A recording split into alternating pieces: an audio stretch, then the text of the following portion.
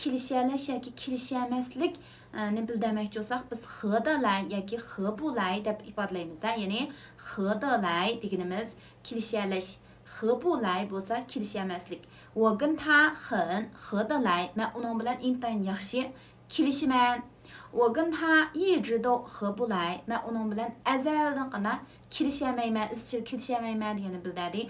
Undaqda mishadki xıdalay degan ma'u qurimini yishib ko'rib baqsaq, bu aslida fe'l anandan qo'shilgan d lay degan qurilma bo'lib, shu ishni qilish iqtidorining bor yo'qligi, shuni bittirish yoki nishon yetkazish iqtidorining bor yo'qligini bildirib beradigan qurilma.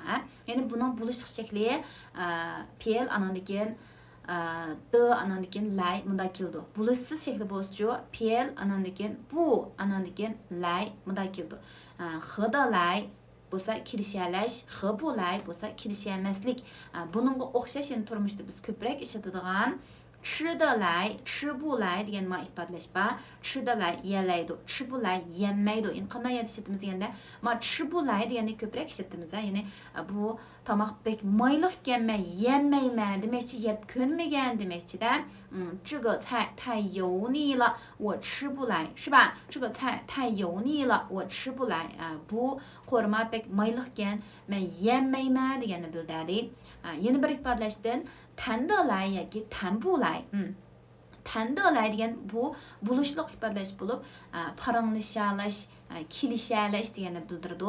Tanbulay deschu gibi bir yerdan chiqmaslik, paranglashamaslikni bildirdi. Masalan, nigun ta tandalayma, nigun ta tandalayma, siz uning bilan paranglashalamsiz, paranglashib kilishalamsiz deganni bildirdi.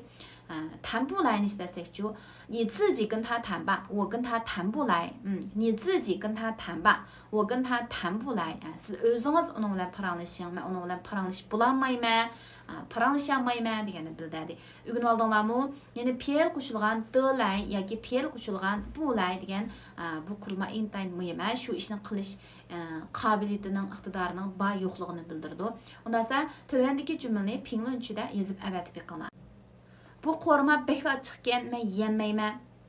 Bu qo'rma bekla chiqqan, men yemayman yoki yeb ko'nmagan degandek. Biz tushdan keyin 2 soat paranglashib bo'lamidi? Biz tushdan keyin 2 soat paranglashib birga kelamidik.